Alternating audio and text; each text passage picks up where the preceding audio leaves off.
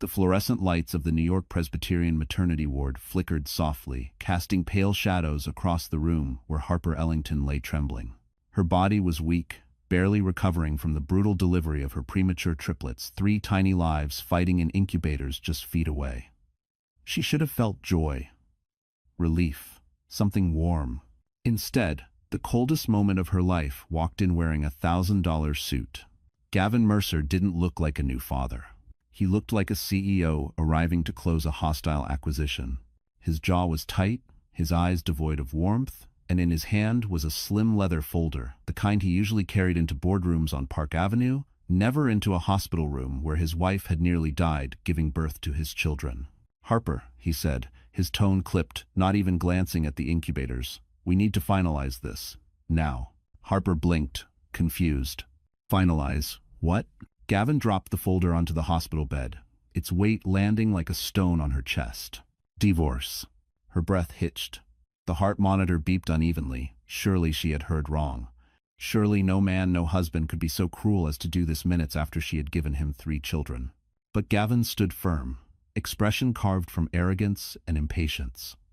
"Vivian and I are going public at the Verona Gala on Friday.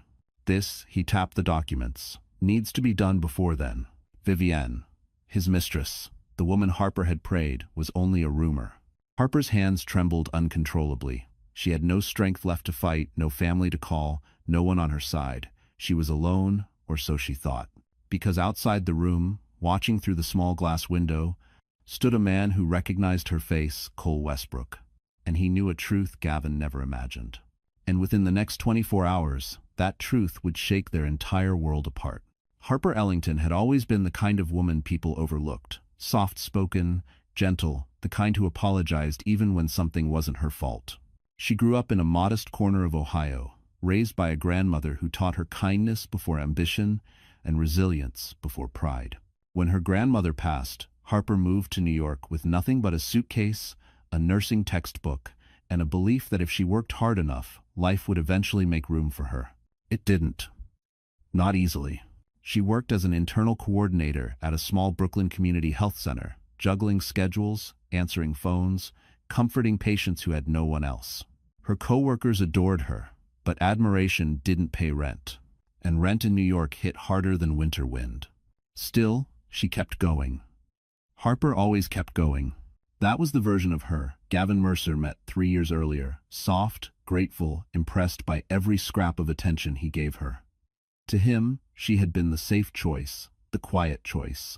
The woman who wouldn't challenge him, wouldn't demand too much, wouldn't threaten his upward climb into Manhattan's elite. A convenient wife? And Harper, blinded by hope and the dream of family, never saw the warning signs. Gavin's need to control everything. His sharp tone when she questioned him. The way he bought gifts instead of apologizing, designer heels she didn't need, handbags she'd never use, things meant to silence, not appreciate. Then came the pregnancy. Triplets. She remembered how Gavin's face had gone pale, then irritated, then calculating. Triplets were expensive, too expensive for a man whose obsession with image outweighed everything else. Overnight, he became distant, less patient, less present. But Harper, already attached to the tiny heartbeats inside her, did what she always did. She tried harder. She cooked more, rested less. She attended every appointment alone when Gavin canceled for meetings. She told herself, love required sacrifice. But the sacrifices were all hers. Her health declined. She fainted twice at work. The doctors warned her to slow down, to avoid stress. Gavin barely reacted. "Other women do it," he'd said. "Stop being dramatic." Still, she endured. For the babies. For the hope of a family she'd never had. But lying in that hospital bed, divorced moments after giving birth, Harper realized something with a clarity that felt like breaking glass. She had given everything. Gavin had given nothing. What she didn't know not yet was that the world had been holding something back from her too. Something massive. Something that would take her life in a direction no one, not even Gavin, could predict. And that revelation was already on its way to her hospital room. Manhattan had a way of making people feel small, and Harper Ellington knew that feeling intimately. The city glittered, but only for those who could afford to stand close enough to the lights. For everyone else, like Harper, it was a constant negotiation between subway fares and grocery budgets, between exhaustion and survival. She lived in a small walk-up in Brooklyn she could barely climb during her pregnancy, a place with creaky wooden floors and a view of a brick wall instead of the skyline. Meanwhile, Gavin Mercer operated in a different universe entirely. His penthouse on the Upper East Side was a monument to newly acquired wealth. Floor-to-ceiling windows overlooking the East River, marble counters imported from Italy, a wine fridge stocked with bottles worth more than Harper's monthly salary. It wasn't just a home, it was a stage. Every inch of it curated, polished, arranged to impress investors and socialites who visited for networking dinners and fundraising soirees. Harper never felt like she belonged there. Her sweaters looked too simple against the expensive decor. Her voice sounded too quiet in rooms designed for power. Even the house staff, hired by Gavin, looked at her with a mix of pity and confusion, as if wondering why the CEO's wife was so ordinary. When she became pregnant, things grew more complicated. Gavin didn't want the pregnancy affecting his reputation. He told people Harper was taking time off, a phrase that made her sound like a burden rather than a partner. She spent most nights alone in the penthouse, listening to the hum of the city through glass she couldn't see through without feeling dizzy. While Gavin attended black tie events at the Plaza Hotel, she watched reruns on a second-hand TV. While he networked with executives on Park Avenue, she clutched her phone, hoping he'd at least ask about the babies. Her world was shrinking while his expanded. Then the medical complications began, ones she couldn't hide. Her doctor warned her she needed rest, support, stability. Gavin waved it off, insisting she was too emotional. To him, everything was an inconvenience. Her swollen feet, her shortness of breath, her fainting spells. Eventually, Harper stopped telling him how scared she was. She saved those confessions for the quiet moments, touching her belly and whispering apologies to the children she hoped would forgive her for not being stronger. Still, she endured. And in that endurance, life was changing in another corner of Manhattan, inside the towering glass headquarters of Westbrook Holdings, where Cole Westbrook reviewed a document with a signature he recognized. A signature that would lead him straight to Harper's hospital room. Vivian Clark entered Gavin's life the same way lightning hits a dry forest, fast, bright, and devastating. She was the kind of woman Manhattan noticed instantly. Sharp cheekbones, flawless blowout hair, and eyes that glittered like polished steel. CEO of Verona Beauty, a rising star. In every room she walked into, people adjusted their posture. Harper remembered the first time she heard Vivian's name. It slipped out casually during one of Gavin's late-night phone calls, the kind he took while pacing their penthouse with a glass of bourbon in hand. "Vivienne wants the proposal revised," he'd muttered. Harper hadn't thought much of it. Back then, she still believed Gavin's world and hers overlapped in honest ways. She didn't know that Vivienne wasn't just a business partner. She was a woman who saw Gavin not as a husband, but as a tool. A ladder rung. A man she could shape, manipulate, and control with a smile. Their affair began slowly, invisibly, hidden beneath work dinners, urgent meetings, and weekend strategy retreats. Gavin didn't even bother hiding the signs. New cologne, pricey tailored suits, the distinct scent of Vivian's rose and cedar perfume on his shirts. He'd leave home, claiming stress, then return, looking oddly victorious. Harper, already overwhelmed with her high-risk pregnancy, missed the clues at first. Or maybe she didn't want to see them. She kept telling herself it was temporary. Men under pressure acted strange. Gavin would come around, but Vivienne had other plans. Behind the scenes, she whispered ideas into Gavin's ear, ideas about status, optics, and how Harper, sweet but ordinary, didn't fit the image of a CEO's wife. She fed his ego, complimented his ambition, made him feel like a king. And kings, in Gavin's mind, deserved a queen who matched the crown. Vivienne positioned herself perfectly. She attended events on Gavin's arm, as a colleague. She got photographed with him at charity functions. She even dared to send Harper a Verona Beauty PR package with a handwritten note that said, "You deserve to treat yourself." Harper didn't understand the cruelty behind it. Not yet. Meanwhile, Vivienne's ambition sharpened. She wanted to debut their relationship at the Verona Gala, a high-profile event at the Plaza where the most influential investors and media outlets gathered. But Gavin needed to be single first. "You can't bring a wife who looks tired and fragile," Vivian hissed one night. "Sign the papers before the gala." So he did. In a hospital room, minutes after Harper risked her life delivering his children. And while Harper lay shattered, Vivian stood in Gavin's penthouse that same night wearing his shirt, sipping expensive champagne, planning their grand entrance at the gala. What none of them knew was that something far bigger than all their schemes had already been set in motion. And Vivienne was about to discover she had picked the wrong woman to underestimate. The smell of antiseptic and warm blankets hung heavily in the maternity ward as Harper struggled to stay awake. Her body felt foreign, hollowed out, trembling from the blood loss and the violent exhaustion of delivering 3 fragile lives into the world. Machines beeped softly beside her. The nurses whispered with gentle urgency. Harper heard only pieces of their words: oxygen levels, incubators, critical monitoring. She tried to turn her head toward the incubators, wanting just a glimpse of her babies, but her vision blurred, her limbs refusing to cooperate. Then the door swung open. Gavin walked in, polished and composed, as if he were stepping into a conference room instead of the room where his wife had nearly died. He didn't ask if she was okay. He didn't ask about the babies. His first words were clinical, cold, rehearsed. "We need to sign the papers, Harper." She stared at him, still unsure if she was dreaming. "Papers? Gavin, I just are babies. This is not the time to get emotional," he snapped, flipping open the leather folder on her bedside table. "Vivienne and I agreed it would be cleaner to end this now. Before the gala, that monstrous, glittering event at the plaza where Gavin planned to parade his new life." Harper's voice cracked. "You're divorcing me while I'm still hooked up to machines?" Gavin's eyes flicked toward the incubators only for a second before returning to the paperwork. "I can't live like this anymore.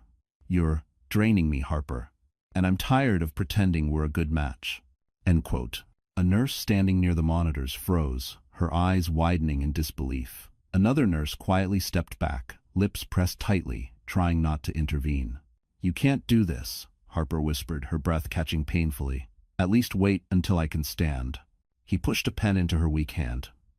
"No, we're doing this now. I need to be free before Friday."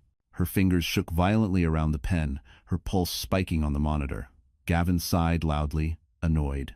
"You'll get a small settlement," he added, as if offering charity. "Something manageable. And I guess you can keep whatever you have in that tiny Brooklyn apartment." The humiliation hit her like a physical blow. Tiny, manageable, charity, words that sliced through an already shattered heart. And still, Harper signed, because she had no strength left to fight. When Gavin left the room without a backward glance, a nurse rushed to her side. "Honey, you're not alone. Someone's been waiting outside, watching out for you." Harper blinked, confused. "Who?" The nurse hesitated, then whispered, "A man named Cole Westbrook, and he says he's family."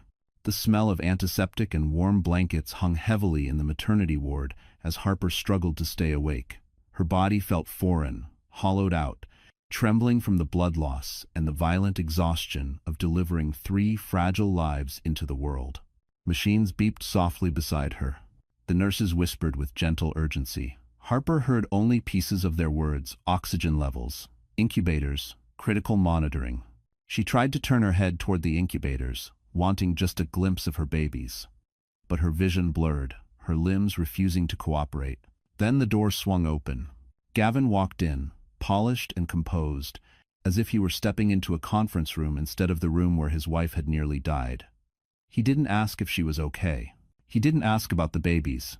His first words were clinical, cold, rehearsed. "We need to sign the papers, Harper." She stared at him, still unsure if she was dreaming. "Papers? Gavin, I just are babies." "This is not the time to get emotional," he snapped, flipping open the leather folder on her bedside table. "Vivienne and I agreed it would be cleaner to end this now. Before the gala, that monstrous, glittering event at the plaza where Gavin planned to parade his new life." Harper's voice cracked. "You're divorcing me while I'm still hooked up to machines?" Gavin's eyes flicked toward the incubators only for a second before returning to the paperwork. "I can't live like this anymore. You're draining me, Harper, and I'm tired of pretending we're a good match." A nurse standing near the monitors froze, her eyes widening in disbelief. Another nurse quietly stepped back, lips pressed tightly, trying not to intervene. "You can't do this," Harper whispered, her breath catching painfully. "At least wait until I can stand." He pushed a pen into her weak hand. "No, we're doing this now. I need to be free before Friday." Her fingers shook violently around the pen, her pulse spiking on the monitor. Gavin sighed loudly, annoyed. "You'll get a small settlement," he added, as if offering charity. "Something manageable. And I guess you can keep whatever you have in that tiny Brooklyn apartment." Asave. As kommen baut of tua. The humiliation hit her like a physical blow. Tiny, manageable, charity. Words that sliced through an already shattered heart. And still, Harper signed. Because she had no strength left to fight. When Gavin left the room without a backward glance, a nurse rushed to her side. "Honey, you're not alone. Someone's been waiting outside, watching out for you." Harper blinked, confused. "Who?" The nurse hesitated, then whispered. "A man named Cole Westbrook, and he says he's family to Dantonida." The room felt colder after Gavin left, as if he'd taken the last bit of warmth with him. Harper lay motionless, staring at the closed door, the divorce papers still trembling in her weak hand. The pen marks were uneven, her signature barely legible, a wounded scrawl of surrender. She couldn't breathe, she couldn't think. Her chest tightened until each breath felt like glass cutting her from the inside. A nurse gently adjusted Harper's pillow, but she barely felt it. Her mind replayed Gavin's words like a cruel echo. "You're draining me. I need to be free before Friday." Free from her, from their children, from the life he vowed to build. The heart monitor beeped faster. Harper tried to sit up, but the pain shot through her abdomen, and darkness clouded her vision. She clutched the bed rails, desperate, dizzy, fighting the flood of panic threatening to drown her. Tears filled her eyes, hot, heavy, unstoppable. She'd cried in private during her pregnancy, hiding her fear from Gavin. But this was different. This was a breaking. She whispered to herself, voice hoarse. "I did everything for him. Everything." A sob tore from her throat. She covered her face, ashamed of the sound, ashamed of her weakness. How had she become this version of herself, so afraid, so alone, so disposable? Through her tears, she looked toward the incubators. 3 tiny bodies, so small they barely filled the blankets wrapped around them. They were fighting too. They were here because she refused to give up on them. They were her only anchor in a storm she never saw coming. Harper reached out a trembling hand toward them, even though she couldn't stand.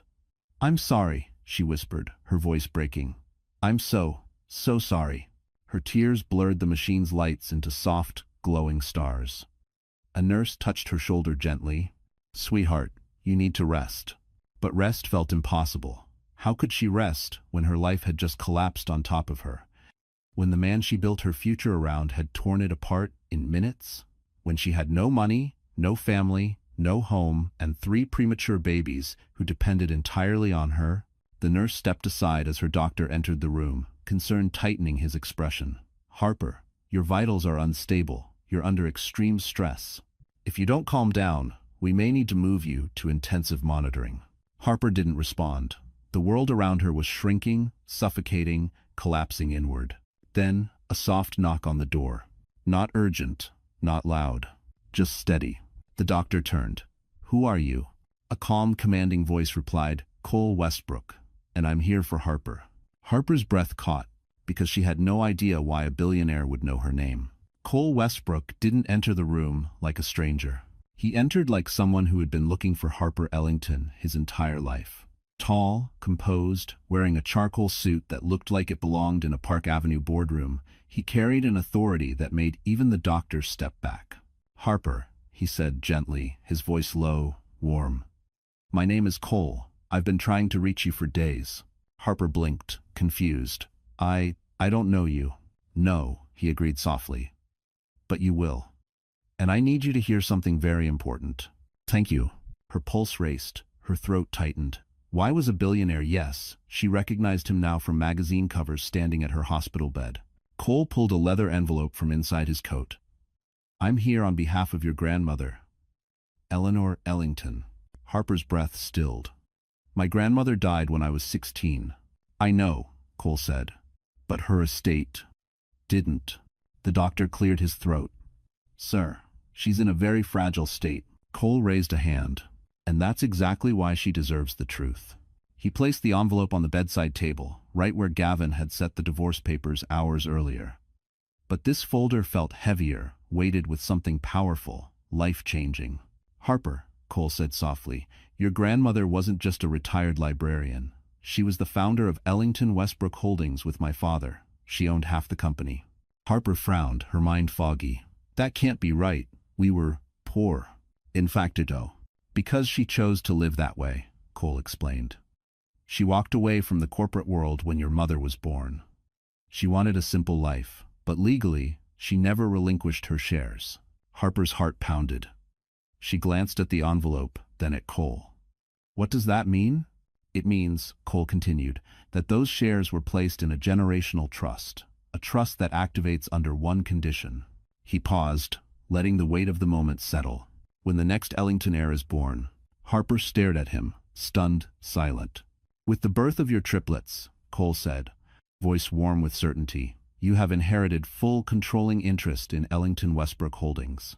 You are now the primary heir to an $18 billion empire. The room froze. Even the machines seemed to quiet. Harper shook her head. No, this must be a mistake. I'm nobody. I'm broke. My husband just left me. Cole's expression softened. You're not nobody. You're the rightful owner of half my company. And I promised your grandmother that when the time came, I would protect you. Harper's tears returned, but this time, not from despair. From disbelief, from possibility, from a door opening where another had just slammed shut. Cole stepped closer. Harper, you're not alone anymore. And Gavin Mercer has no idea who he just walked away from. Harper's breath hitched as the truth settled over her. And miles away, Gavin was about to make a mistake that would seal his fate forever. Cole Westbrook didn't enter the room like a stranger. He entered like someone who had been looking for Harper Ellington his entire life. Tall, composed, wearing a charcoal suit that looked like it belonged in a Park Avenue boardroom, he carried an authority that made even the doctor step back. Harper, he said gently, his voice low, warm. My name is Cole. I've been trying to reach you for days. It's not us. Harper blinked, confused. I don't know you. No, he agreed softly, but you will. And I need you to hear something very important. Her pulse raced, her throat tightened. Why was a billionaire? Yes, she recognized him now from magazine covers standing at her hospital bed. Cole pulled a leather envelope from inside his coat. I'm here on behalf of your grandmother, Eleanor Ellington. Harper's breath stilled. My grandmother died when I was 16. I know, Cole said, but her estate didn't. The doctor cleared his throat. Sir, she's in a very fragile state. Cole raised a hand. And that's exactly why she deserves the truth. He placed the envelope on the bedside table, right where Gavin had set the divorce papers hours earlier. But this folder felt heavier, weighted with something powerful, life-changing. Harper, Cole said softly, your grandmother wasn't just a retired librarian. She was the founder of Ellington Westbrook Holdings with my father. She owned half the company. Harper frowned, her mind foggy. That can't be right. We were poor. Because she chose to live that way, Cole explained. She walked away from the corporate world when your mother was born. She wanted a simple life. But legally, she never relinquished her shares. Harper's heart pounded. She glanced at the envelope, then at Cole. What does that mean? It means, Cole continued, that those shares were placed in a generational trust. A trust that activates under one condition. He paused, letting the weight of the moment settle. When the next Ellington heir is born. Harper stared at him, stunned, silent. With the birth of your triplets, Cole said, voice warm with certainty, you have inherited full controlling interest in Ellington Westbrook Holdings. You are now the primary heir to an $18 billion empire. The room froze. Even the machines seemed to quiet. Harper shook her head. No, this must be a mistake. I'm nobody. I'm broke. My husband just left me. Cole's expression softened. You're not nobody. You're the rightful owner of half my company. And I promised your grandmother that when the time came, I would protect you. Harper's tears returned, but this time, not from despair. From disbelief, from possibility, from a door opening where another had just slammed shut. Cole stepped closer. Harper, you're not alone anymore. And Gavin Mercer has no idea who he just walked away from. Harper's breath hitched as the truth settled over her. And miles away, Gavin was about to make a mistake that would seal his fate forever. For the first time in months, Harper awoke without fear tightening her chest. The hospital room was quiet, washed in soft morning light. Cole Westbrook had stayed until she fell asleep, speaking quietly with the nurses, arranging specialist teams for her babies, ensuring she received the best care Manhattan could offer. She had never experienced this level of protection, certainly not from Gavin. When Harper was stable enough for discharge, Cole arranged her transfer not to her old walk-up apartment in Brooklyn, but to a private suite at the Plaza Hotel. Harper protested at first, her voice barely above a whisper. "I don't belong somewhere like that." Cole gave her a steady look. "You belong anywhere. Safety and dignity exist, and after what you've endured, you deserve both." The Plaza suite was unlike anything she'd ever seen. High ceilings, pale gold curtains, fresh white roses placed delicately on marble countertops. A crib had already been installed for when her babies were strong enough to leave the NICU. A warm tray of breakfast oatmeal, with berries, toasted brioche, and fresh orange juice waited on a silver cart. Harper stood by the window, gazing down at Central Park, dusted with winter frost. She wrapped her arms around herself, unsure if she was allowed to breathe here, let alone exist. Cole watched her quietly. "Your grandmother wanted you to have a life without fear. I'm just fulfilling her wish." She bit her lip. "How could she have left all this to me? I didn't do anything to earn it." "Thanks for watching." "You survived," Cole replied softly, "and you loved her. That mattered to her more than you know." Harper looked down at her trembling hands.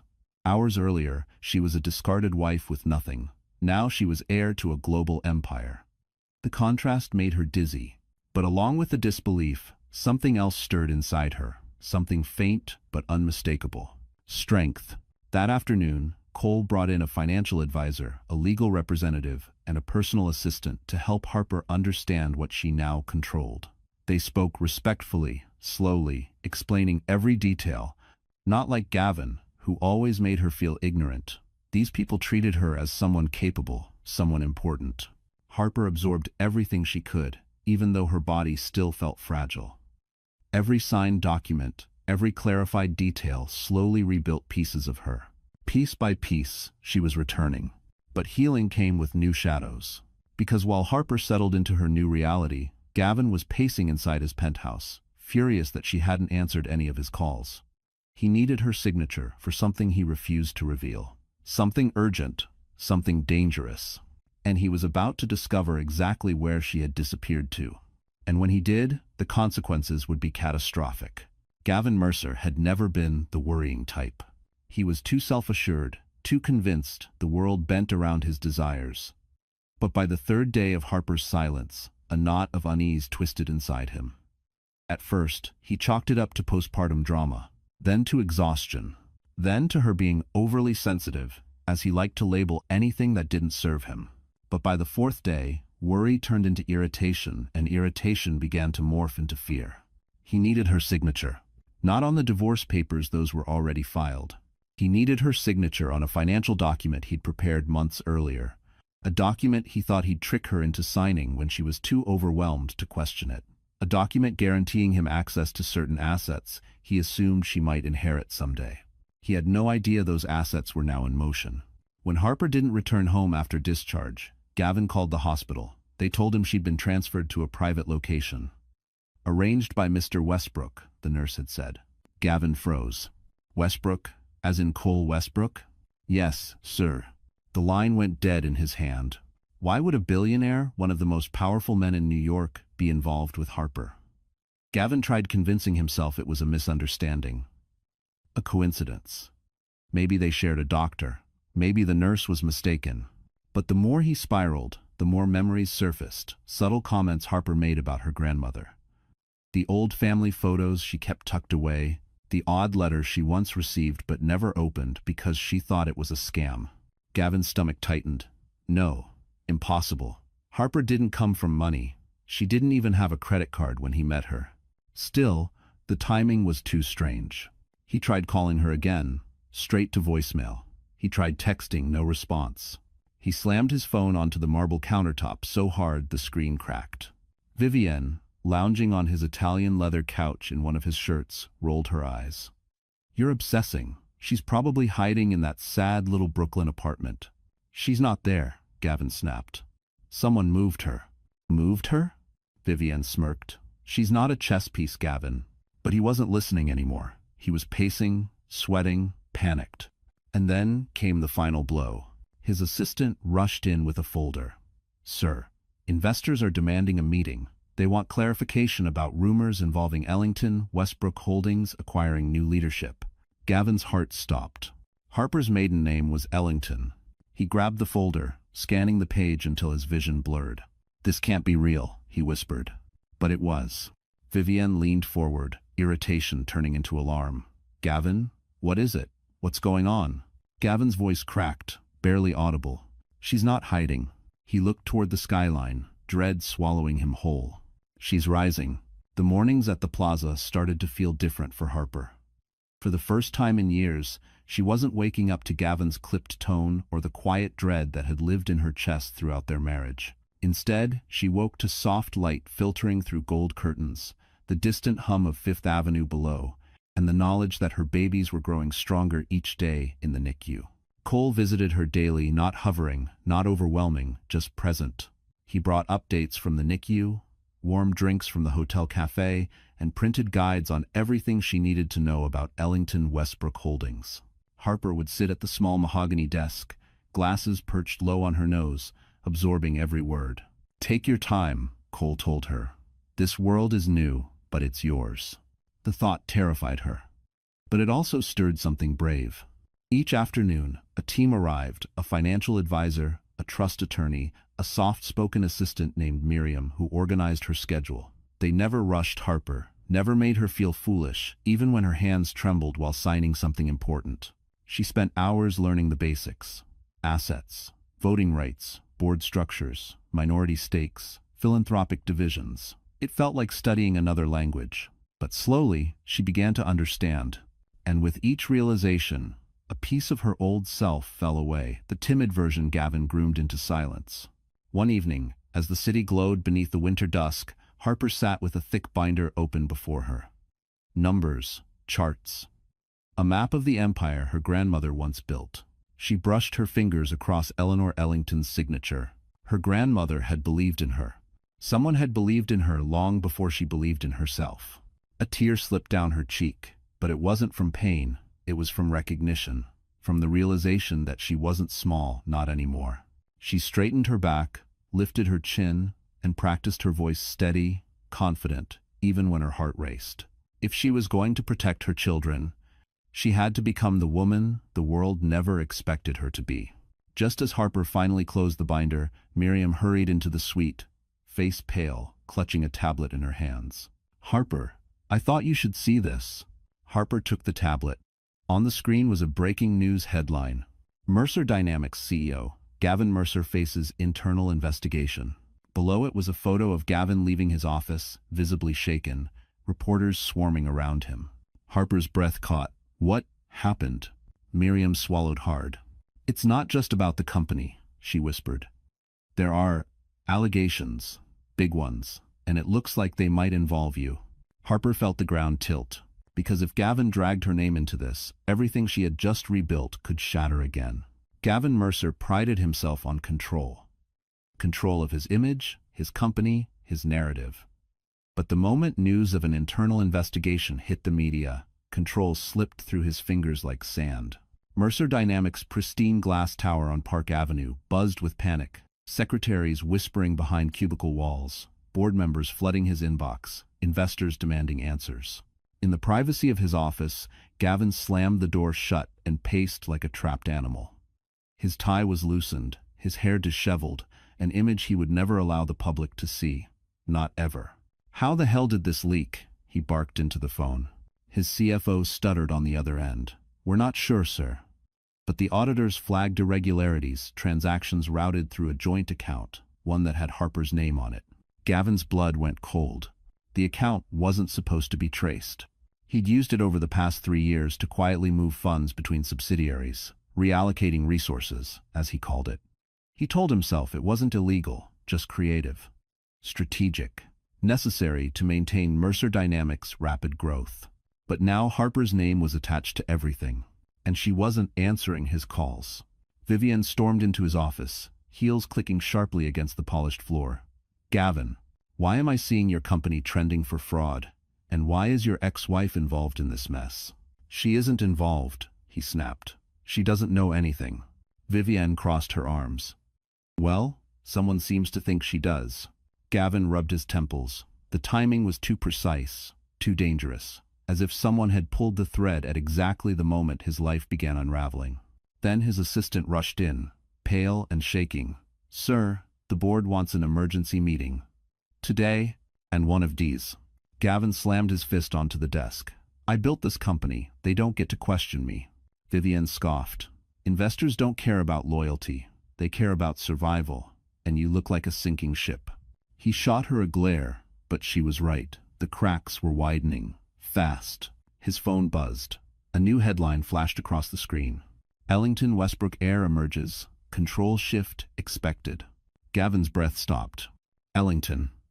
No. No. It couldn't be. But then he saw the photo accompanying the article. A blurry shot of Harper entering the Plaza Hotel, assisted by a security team wearing Westbrook Holdings badges. Vivian leaned forward, eyes narrowing. "Is that Harper at the Plaza with Westbrook security?" Gavin felt sick. He'd spent years dismissing her as insignificant, powerless, beneath him. And now she was aligning herself with one of the wealthiest families in the country. "Gavin," Vivian whispered, stepping back as the color drained from his face. "What did you get us into?" A cold realization settled over him. Harper wasn't running from him. She was rising, and the next move she made could destroy everything he'd ever built. Gavin Mercer prided himself on control. Control of his image, his company, his narrative. But the moment news of an internal investigation hit the media, control slipped through his fingers like sand. Mercer Dynamics' pristine glass tower on Park Avenue buzzed with panicked secretaries whispering behind cubicle walls, board members flooding his inbox, investors demanding answers. In the privacy of his office, Gavin slammed the door shut and paced like a trapped animal. His tie was loosened, his hair disheveled, an image he would never allow the public to see, not ever. "How the hell did this leak?" he barked into the phone. His CFO stuttered on the other end. "We're not sure, sir. But the auditors flagged irregularities, transactions routed through a joint account, one that had Harper's name on it." Gavin's blood went cold. The account wasn't supposed to be traced. He'd used it over the past 3 years to quietly move funds between subsidiaries, reallocating resources, as he called it. He told himself it wasn't illegal, just creative, strategic, necessary to maintain Mercer Dynamics' rapid growth. But now Harper's name was attached to everything, and she wasn't answering his calls. Vivian stormed into his office, heels clicking sharply against the polished floor. "Gavin, why am I seeing your company trending for fraud? And why is your ex-wife involved in this mess?" "She isn't involved," he snapped. "She doesn't know anything." Vivian crossed her arms. "Well, someone seems to think she does." Gavin rubbed his temples. The timing was too precise, too dangerous, as if someone had pulled the thread at exactly the moment his life began unraveling. Then his assistant rushed in, pale and shaking. "Sir, the board wants an emergency meeting. Today." Gavin slammed his fist onto the desk. "I built this company. They don't get to question me." Vivian scoffed. "Investors don't care about loyalty. They care about survival, and you look like a sinking ship." He shot her a glare, but she was right. The cracks were widening, fast. His phone buzzed. A new headline flashed across the screen. "Ellington Westbrook heir emerges, control shift expected." Gavin's breath stopped. Ellington. No. No. It couldn't be. But then he saw the photo accompanying the article. A blurry shot of Harper entering the Plaza Hotel, assisted by a security team wearing Westbrook Holdings badges. Vivian leaned forward, eyes narrowing. "Is that Harper at the Plaza with Westbrook security?" Gavin felt sick. He'd spent years dismissing her as insignificant, powerless, beneath him. And now she was aligning herself with one of the wealthiest families in the country. "Gavin," Vivian whispered, stepping back as the color drained from his face. "What did you get us into?" A cold realization settled over him. Harper wasn't running from him. She was rising, and the next move she made could destroy everything he'd ever built.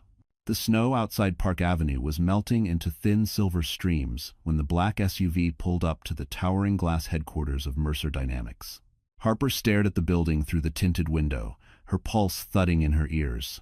She hadn't set foot near Gavin's world since the day he abandoned her in the hospital. This place held memories, sharp ones, cold ones. But today wasn't about memories. Today was about power. Cole sat beside her, calm and composed. "You don't have to speak," he said softly. "Just be present. Your presence alone will shift the room." Harper swallowed hard. "Will he be there?" "He has no idea you're coming," Cole replied. "And after the investigation leaks, the board is desperate. They requested Ellington Westbrook Holdings representative, personally." He paused. "That representative is you." The SUV door opened.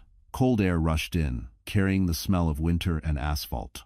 Harper stepped out, adjusting the tailored coat. Cole's assistant had brought her soft cream wool with gold buttons that made her feel steadier than she expected. Inside, the lobby buzzed. Executives whispered. Assistants rushed past with stacks of documents. Reporters hovered outside the glass doors, hungry for a headline. But the moment Harper entered, the noise shifted, eyes widening, whispers rising like static electricity. "That's her." "Is that the ex-wife?" "No, that's the Westbrook heir." "Why is she here?" The elevator ride to the 42nd floor felt both agonizingly long and impossibly short.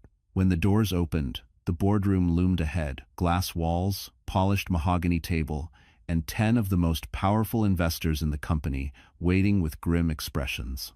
And at the center of it all sat Gavin, looking shredded at the edges, hair unkempt, tie crooked, eyes bloodshot.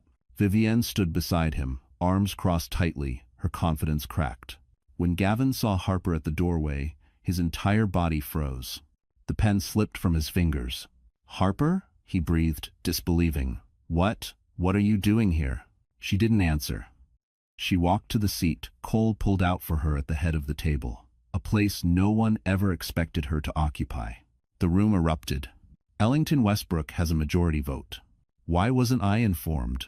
Is she taking over the inquiry?" Harper held her ground, heartbeat pounding, but her face steady. The chairman finally cleared his throat. "Miss Ellington, as the new controlling interest of Ellington Westbrook Holdings, you have the right to sit in on this review." Gavin's voice cracked. "This is insane. She doesn't know anything about my company." Harper slowly looked at him, her hands folded calmly on the table. "No," she said softly, "but I know enough about you." A ripple went through the room. Cole leaned back slightly, watching Gavin pale. And then the CFO entered, dropping a stack of documents onto the table. "We ran the numbers again," he announced. "The misuse of funds points to one primary architect."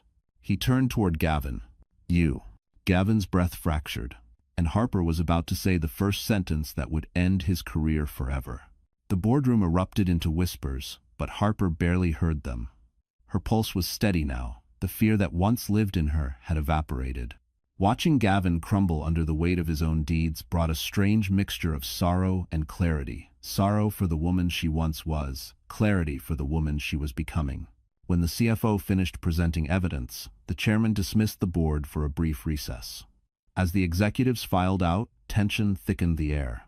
Vivienne shot Harper a venomous glance before storming after them, heels clicking sharply against the floor. Soon, only Gavin, Harper, and Cole remained. Gavin stood abruptly, his chair scraping. "You blindsided me," he hissed, voice trembling. "How long have you been planning this? How long have you been pretending to be weak?" Harper looked at him with a calmness that unnerved him further. "I never pretended. I was weak. You made sure of it." "That's not," Gavin began, but Cole stepped forward. "Don't rewrite history," Cole said coldly. "You left her hours after she gave birth. You stole money using her name. You weaponized her vulnerability." Gavin's face twisted. "Stay out of this. This is between me and my wife." "Ex-wife," Harper corrected softly. He froze. It was the softness that hurt him. The softness he once mistook for dependence. Now it was strength. "Harper," he said, voice cracking. "Look, I made mistakes. Everyone does. But I can fix this. We can fix this. For the babies." Harper blinked slowly. "You didn't even look at them." He opened his mouth, but nothing came out. You walked into that hospital room with divorce papers, she continued, each word controlled. You didn't ask if I was okay. You didn't ask if they were breathing. You cared about Agala, about Vivienne, about your image. Gavin's eyes reddened. I was under pressure. You thought I would always be beneath you, Harper said gently. You never imagined I'd have something you wanted. Silence. Gavin's mask shattered. Harper, please, you can't let them do this to me. I built Mercer Dynamics. I can't lose everything. Cole folded his arms. You did this to yourself. Gavin suddenly grabbed Harper's hand, not lovingly, but desperately. Harper, listen to me. If you vote with them, I'm done. I have nothing left. They were idiots. Harper gently pulled her hand back. You had everything, she whispered. And you threw it away. Gavin stumbled back as if struck. Before he could speak again, the door creaked open. Vivienne stood there, face drained, eyes wide with panic. Gavin, she breathed, voice trembling. There's a reporter downstairs, and he says he has proof. Proof about the offshore accounts. Gavin's face went white. Harper and Cole exchanged a look. Because the real collapse was only just beginning, and this time there would be no saving Gavin Mercer. The chaos inside Mercer Dynamics had left Harper emotionally drained, but when she returned to the plaza that evening, the city outside the grand windows looked softer. Snowflakes drifted lazily over Central Park, and for the first time in a long while, she didn't feel like she was collapsing under the weight of her life. Cole met her at the suite door, a quiet concern etched across his face. Rough day? She let out a shaky breath. More than that, he nodded, gesturing toward a small table by the window. A warm Starbucks cup sat there, her favorite caramel latte, the one she always bought on rare mornings she could afford a treat. She stared at it, stunned, he remembered. I thought you could use something familiar, he said gently. Harper sat, fingers curling around the cup.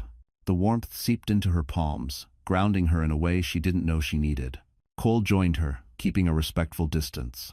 He wasn't Gavin, he didn't invade space or demand attention. He offered steadiness, presence, quiet strength, something Harper had never had. I saw your face in that boardroom, Cole said. You stood your ground. Harper laughed softly, though it sounded more like disbelief. I felt like I was going to pass out. But you didn't, Cole replied. You stayed. That's courage, Harper. It had been a long time since anyone called her courageous. She looked at him, noticing things she hadn't before, the faint tiredness in his eyes, the careful patience in his tone, the way he never forced conversation. Cole wasn't just protecting her because of a promise. There was something deeper, something unspoken. Harper's voice softened. Thank you for everything. My babies, the trust, the support. I don't know what I would have done without you. Thanks for watching. Cole exhaled slowly, as if choosing his words carefully. You don't owe me anything. Your grandmother trusted me. And now, I trust you too. Her chest tightened, not with fear, but with something warm, unfamiliar.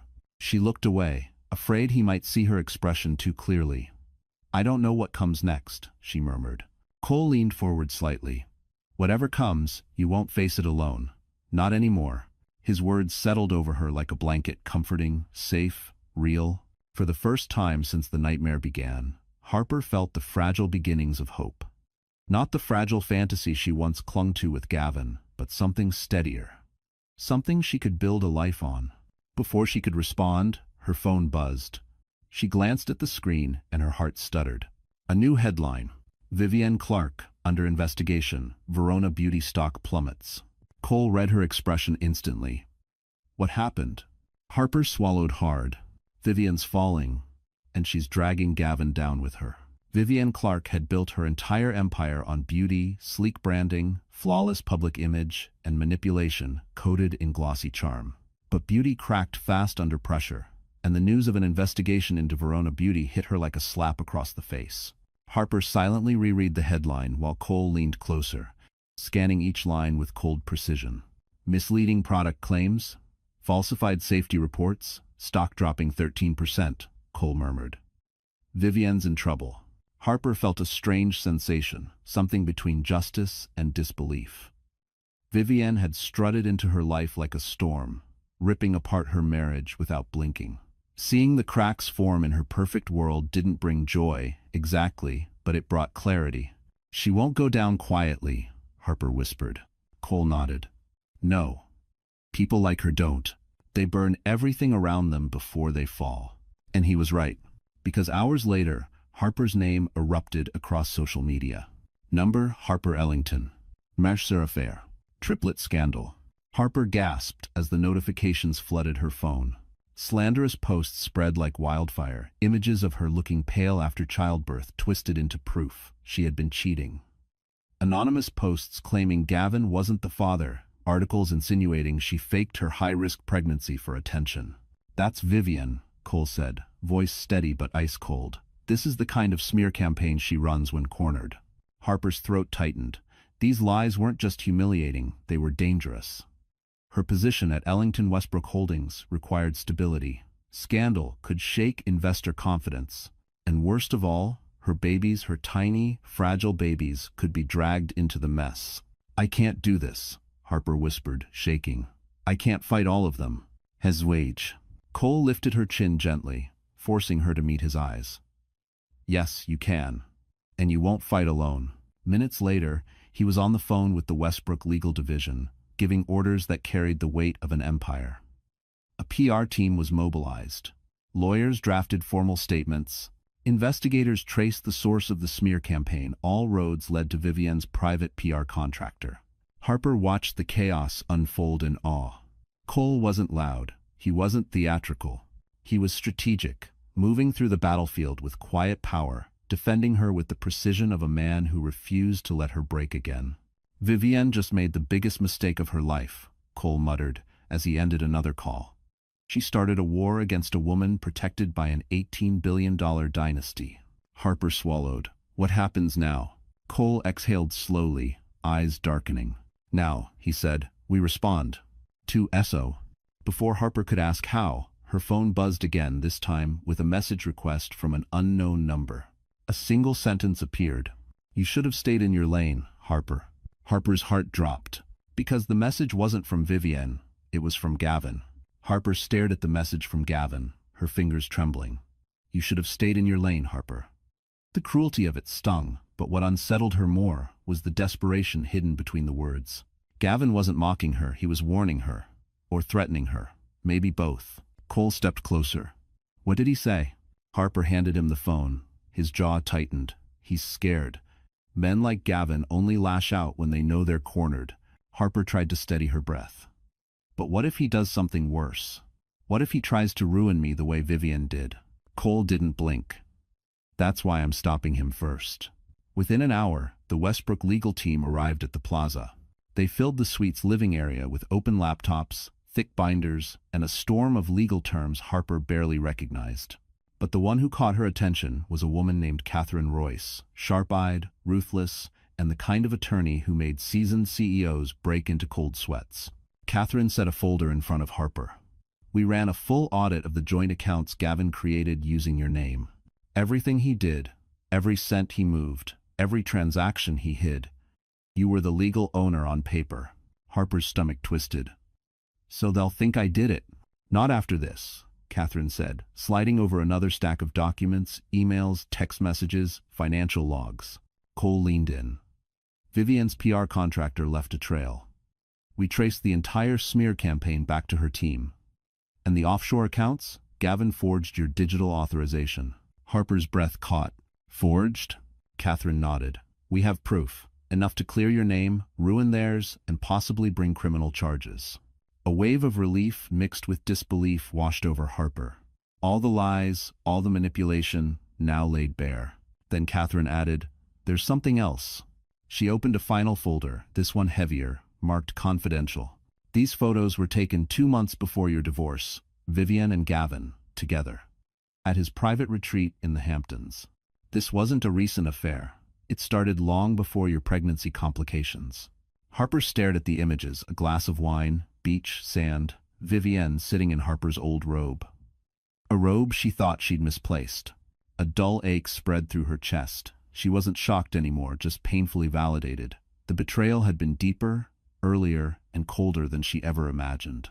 Catherine continued, We can expose all of this immediately, but the timing should be strategic. You can destroy them today. Or, her eyes flicked to Harper. You can destroy them publicly. Harper swallowed. Publicly? Cole's voice was calm, steady. At the Verona Gala, Vivienne's kingdom, Gavin's stage, their moment of victory. Harper met his eyes, pulse steadying with a new kind of resolve. And you want me to be there? Cole nodded. Not just be there, walk in with the truth. Harper closed the folder slowly, the weight of decision settling over her. And for the first time, she wasn't afraid of what came next. She was ready. The night of the Verona Gala glittered brighter than the Manhattan skyline. Limousines stretched across Fifth Avenue, photographers crowded the entrance of the Plaza Hotel, and guests draped in couture glided across the marble lobby like royalty. It was the kind of event Harper once believed she would never belong to. A world too polished, too cruel, too filled with people who would never see a woman like her. Tonight, however, she wasn't the forgotten wife in a hospital gown. She was the Ellington heir, and she was ready. Cole arrived at her suite an hour before the event. When Harper stepped out from behind the dressing screen, his breath visibly stalled. Her gown was a soft champagne silk that caught the light like liquid gold, tailored perfectly to her frame. Her hair, usually pulled back in practical knots, fell in loose waves that framed her face with effortless elegance. A delicate diamond bracelet, once belonging to her grandmother, adorned her wrist. You look... Cole paused, searching for words, his voice dropping. Extraordinary. Harper felt heat rise to her cheeks. Thank you. I'm nervous. That's human, Cole said, extending an arm. But you're not going alone. She took his arm, grounding herself in the steadiness he always offered.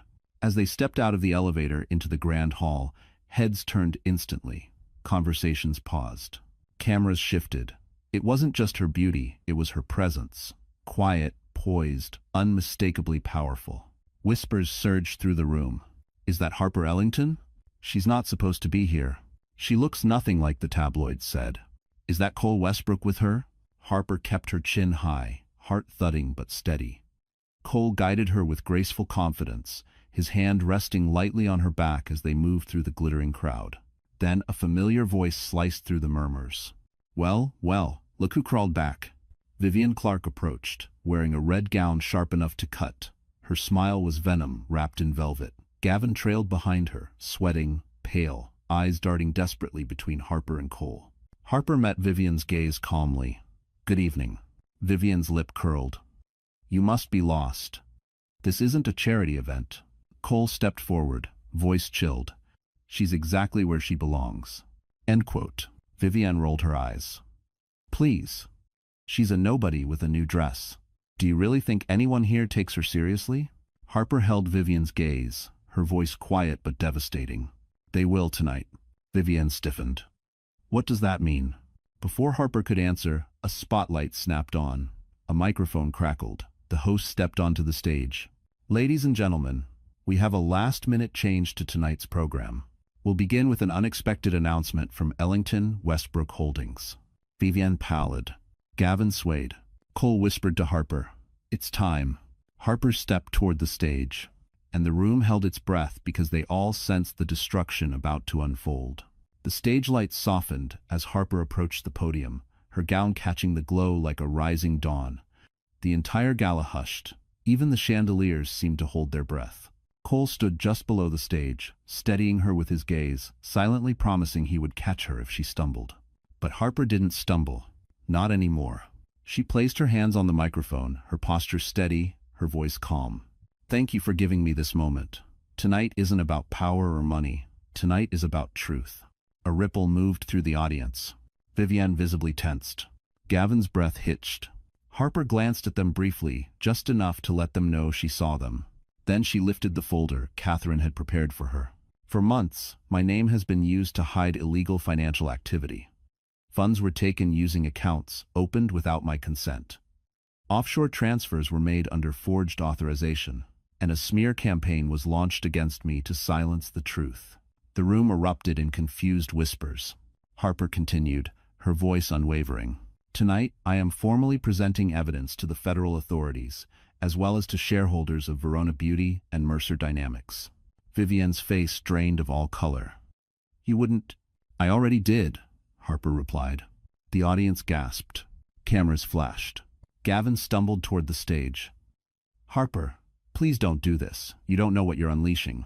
Harper looked at him with the calm sadness of someone finally letting go. You unleashed it, not me. It's of Dawn.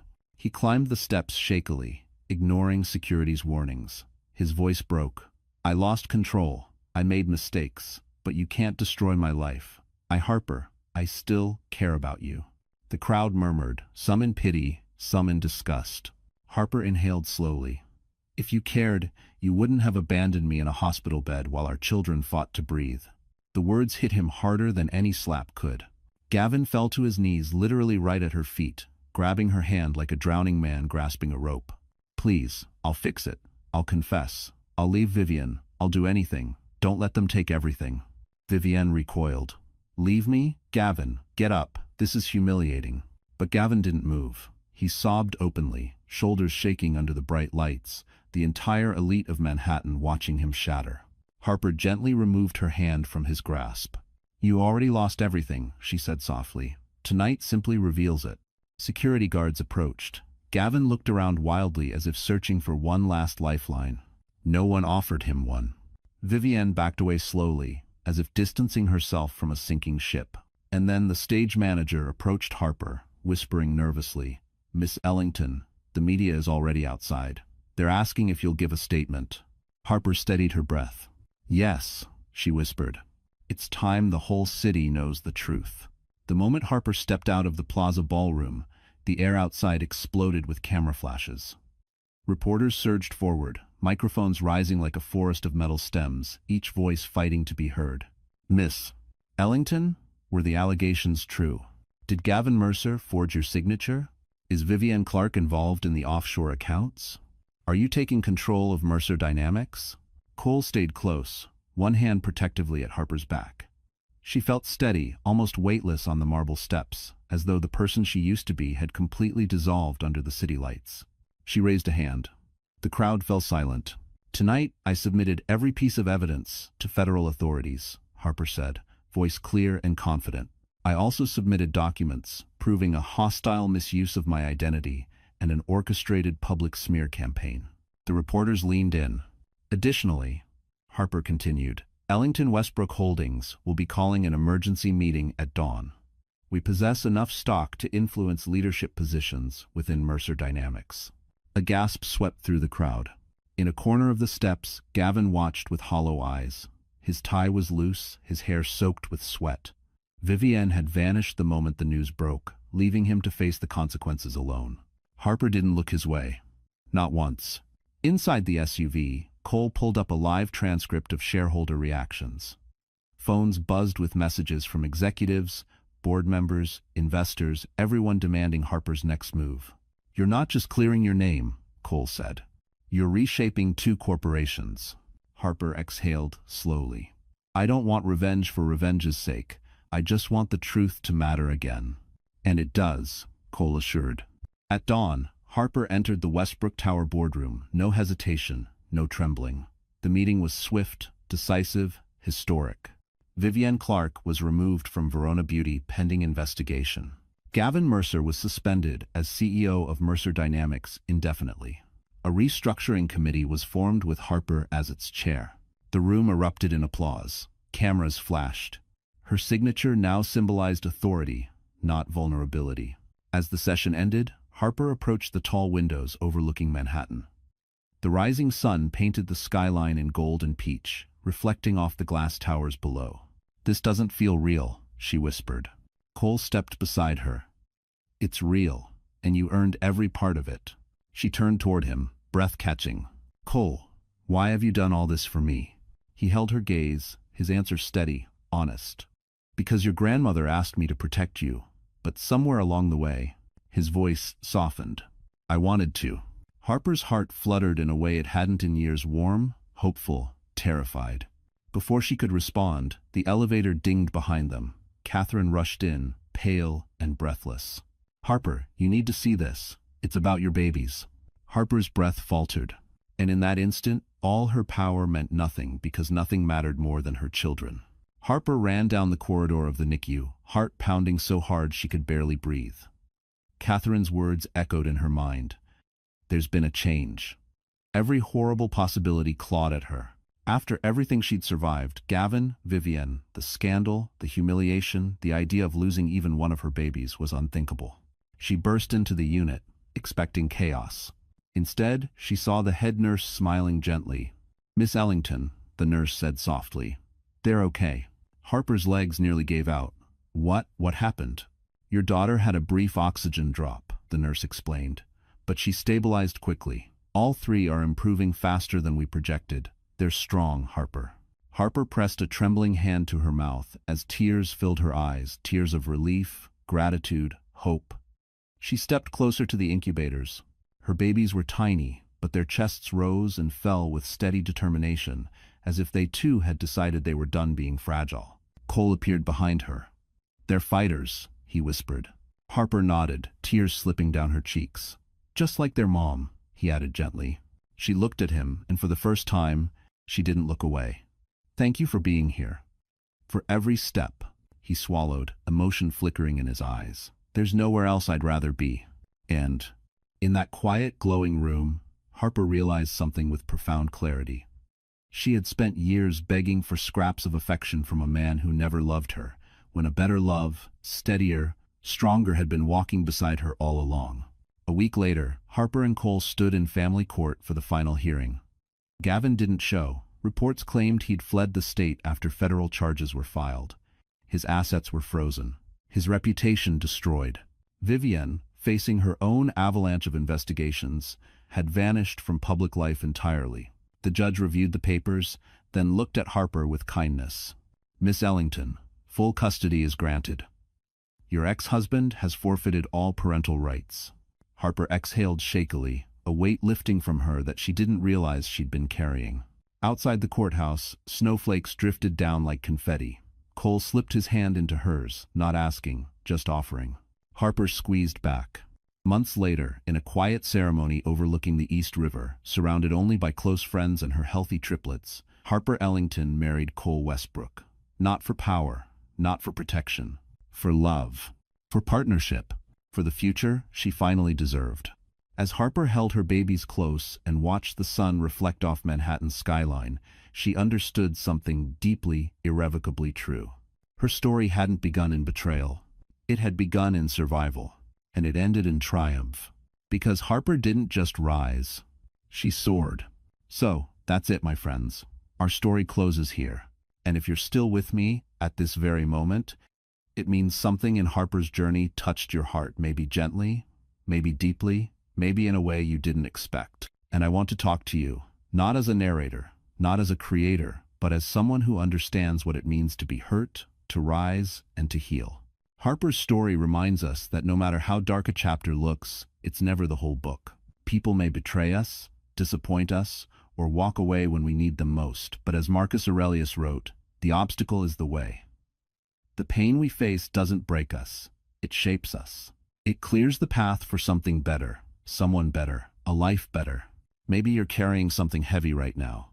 Maybe you're healing quietly in your own way. Just remember, you deserve peace, dignity, and love that stays. If this story gave you a little strength tonight, a little hope, or even just a moment to breathe, do me a small kindness. Hit the like button, share this video with someone who might need it, and subscribe so you don't miss the next story. We're building a space for hearts like yours, and I'm grateful you're here.